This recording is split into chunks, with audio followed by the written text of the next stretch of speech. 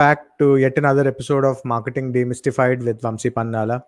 So, today we are going to learn secret number four, which is how to find your dream customers. Some part of this we have already covered in the last few lessons where we talked about the secret formula, the value ladder, and yesterday we talked about the value ladder versus a funnel. So, for those of you who haven't got an opportunity to see some of those lessons from the past, I'll probably link up those videos. You can watch them here. And for those of you who have been following the last four video series, today we are going to talk about how you can find your dream customers. So this was one of the questions from the secret formula, but we'll go a little detail into that. And there are three questions that we are going to address. So let's look at each of those questions. And before we get into that questions, let's set the context about how you can find your dream customers and why in the first place you have to find your dream customers, right? So see, it's pretty easy for someone who is an entrepreneur to be able to quickly identify what kind of people they want to sell their products to, but it's kind of tough to find where their dream clients are, right? So when you have some experience in a certain thing, it's easy for you to be able to understand, okay, this is the kind of audience who will buy my product. But the toughest part a lot of entrepreneurs really try to figure out and struggle with is, where do I find these customers? So this is something that every entrepreneur or people who have been running business for ages try to find out even today, right? So the process of getting those people to your funnels, by showing them or enticing them with your ads, trying to get some attention span of your prospective customers, is basically driving traffic. So there is a whole lot of lesson that we talk about driving traffic to your funnels. In tomorrow's class, I'm just pulling out the cat from the bag. So tomorrow's lesson is all about the kind of traffic that you can drive to your funnels and what kind of traffic that is basically out there, and how you have to refine each of those traffics for your funnel to work, and how you can make more sales out of that. So this is basically what you're going to learn tomorrow. But coming back to today's topic, before you even understand what kind of traffic you want to drive to your funnels, it's important to know how to even first find where your dream clients are. So that's what probably is very important for people to be able to understand where their energy should be spent most on, so that they just are not everywhere in terms of promoting what their product is. So if they know, hey, the kind of product that I am promoting, this is the place where my dream customers are actually hanging out. This is the place where my customers that I want my products to be used by are congregating. So let's look at each of those three questions. So before we get into understanding the traffic and stuff, it's very important that you understand how this whole congregation process really works, right? So one of the coolest things about internet is the ability to able to congregate in any place that you want to. For example, if we talk about Facebook groups, today I'm a part of a lot of Facebook groups, and I'm able to talk to people who are in US, you are people who are in Dubai, in Singapore, and in every part of the globe, right? So before the advent of internet, it was not possible. Yeah, congregations were possible, but if I know there is a similar group of people that I am interested in participating in discussions with, is somewhere online, or there's somewhere in another country, it was probably impossible for me to go and be a part of that congregation, right? It was just the locals who probably would meet, and if they have the same kind of bandwidth and frequency that they're talking about a particular topic, they are those small groups of congregations. But because of internet, now you can go and be a part of any forum that is out there, any group that is out there, any place where people are talking about the same kind of interest that you have. So it has really made the lives of people who want to be a part of communities that have similar interests really easy, right? So as I mentioned, it was hard for people to congregate worldwide. One of the major obstacles was that how they are located. They had a geographical constraint, and also the ability to communicate. So these two barriers have been taken off with the kind of technological advancements internet has got into the world that we're currently living, right? And so now getting into the three questions that I was talking about before we started off, really going deep into each of these things. So these three questions is something that you have to ask yourself and really tap into the congregations you want to be a part of. So when you know that these are the kind of people that you want to target, and when you know basically where you want to really spend your marketing, or where you really want the products to be showcased, these are those three questions that you have to talk about. So for example, who is your target market? So the question number one is, who is your target market? So we talked about this a little bit in the secret formula section. So the secret formula section is basically those four questions where we talked about who is your dream customer, what kind of result that you want them to have, and where are they congregating. That's where we talked a lot about this stuff there. And then the bait, how do you get them to see the kind of funnel or the product that you have online, right? So uh, you basically have to understand the target market. Gone are those days where you have a customer profile that you do, where let's say for example, my dream customer is aged between 35 to 46, a female who has a $50,000 annual income.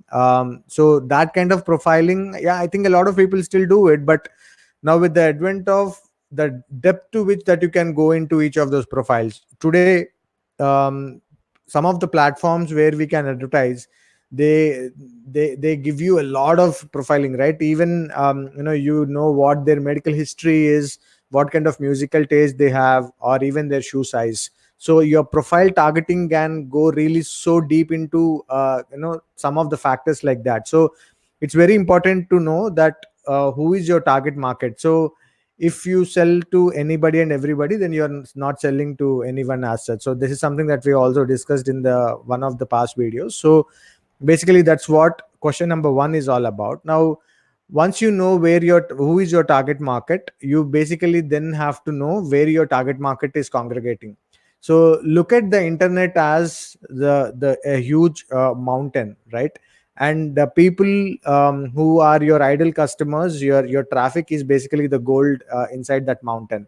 So it is pretty easy for you to just go start digging to only figure out that your effort is not paying off, and it's easy to go and call it off a day, and quit at the end of the day. So when you know that it just a matter of time where you hit that small spot of the goal, and that's where, and from there when you actually go deep inside that, that's where the gold mine is lying. So it's really important that you figure out multiple ways of trying to reach out to the groups and forums where your ideal customers are congregating.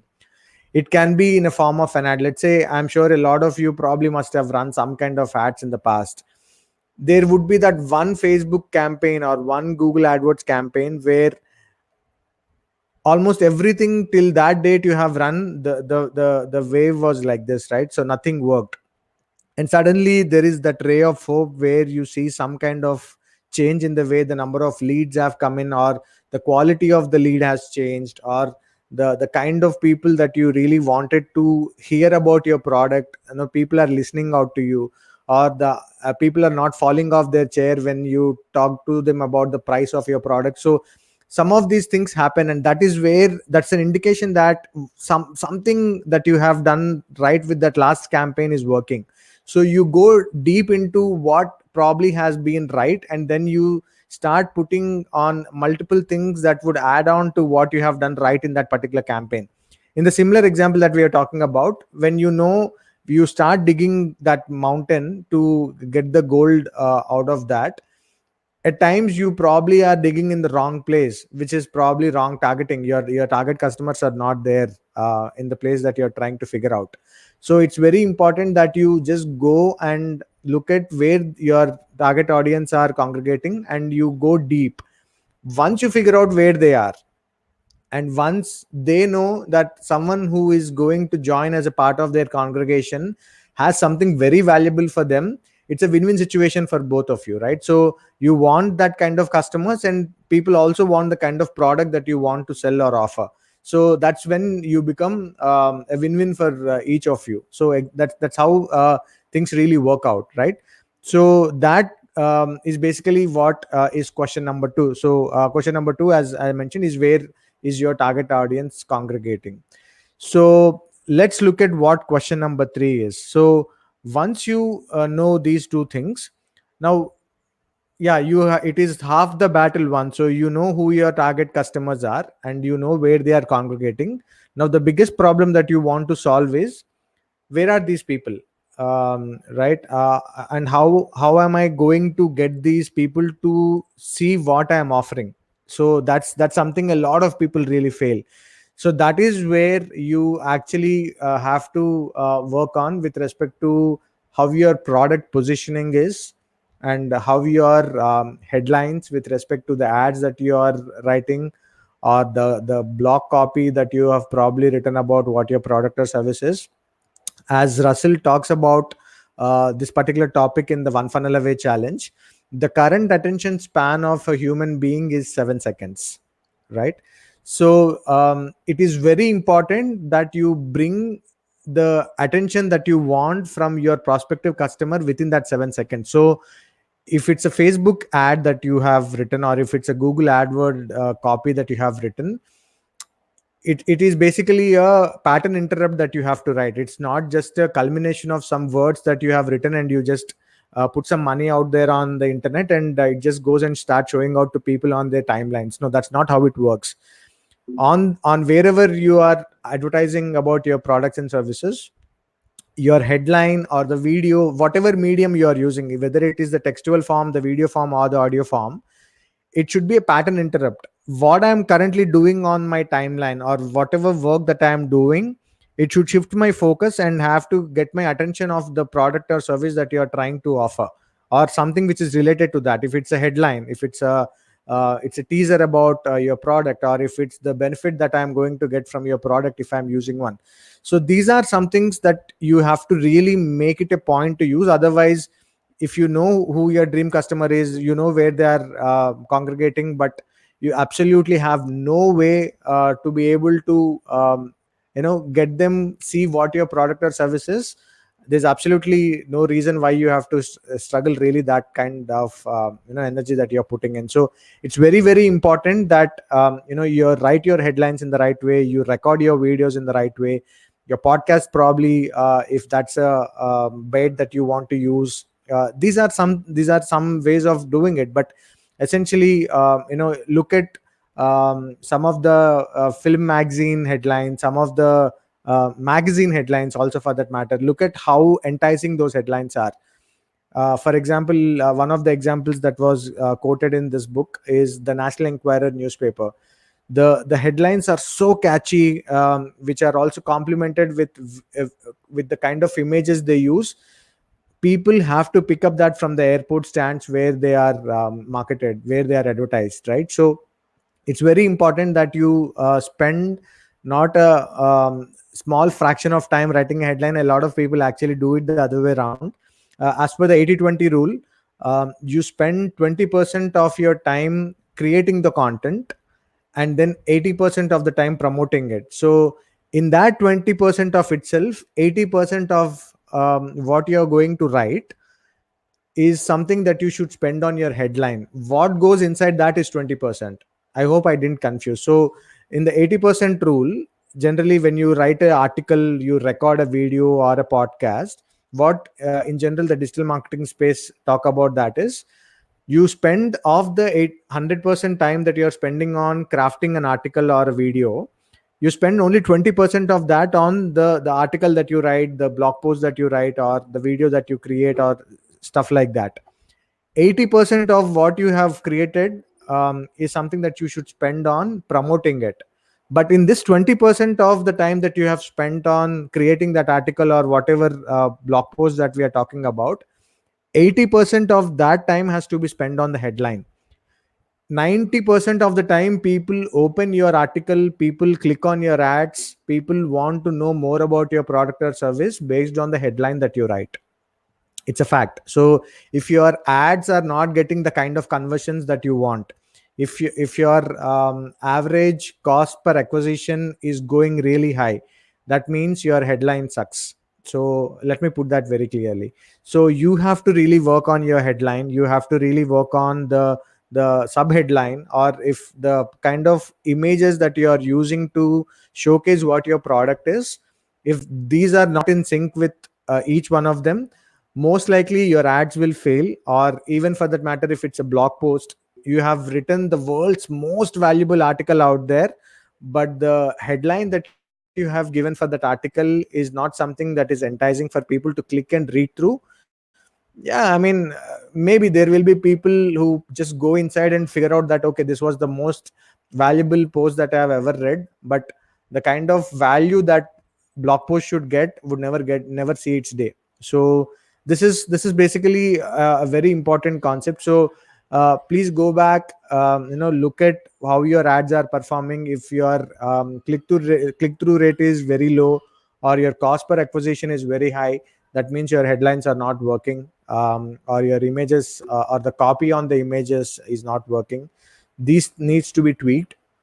So in the process of getting your dream customer, when you know where they are, and when you know how you can reach out to them, please put in that additional effort in making your headlines so strong and so powerful that people have that pattern interrupt and really want to look at your ads and click on that.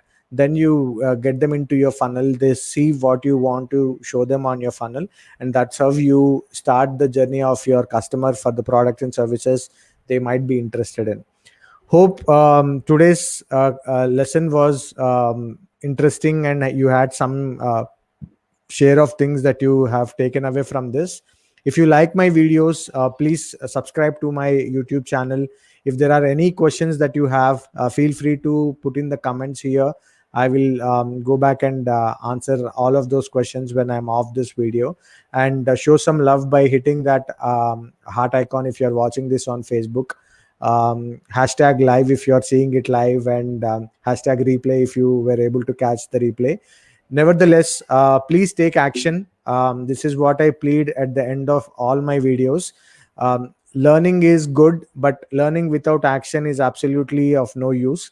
So please try and take action on some of the things that we have been talking about in the last few days.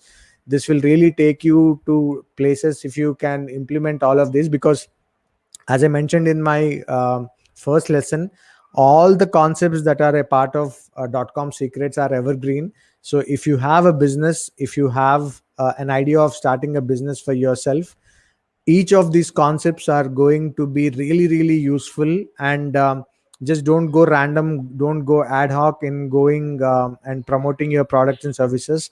There is a reason why this book sold millions of copies, and there are a lot of people out there who have really benefited from this book, more than what they could have ever imagined. This is a free copy. I've given a link in the description, so go ahead and get your free copy. I really want you to read this book, because I'm not really covering exactly what is there in the chapter. I am adding a lot of my own personal experiences of understanding these concepts. There are a lot of other concepts which might be very useful to you if you have a copy of this book for yourself. So go ahead, get your copy. And tomorrow we talk about different types of traffic, another very important thing. And I think every entrepreneur that I have spoken to in the last few days, last few weeks, one of the major problems that they have is how to get traffic to their funnels. So we are going to really go deep into how to get traffic. What kind of traffic do we already have? How do we make use of each of those traffics? How we have to tame those traffics in the way that we benefit at the each level of traffic that we are getting to our funnels.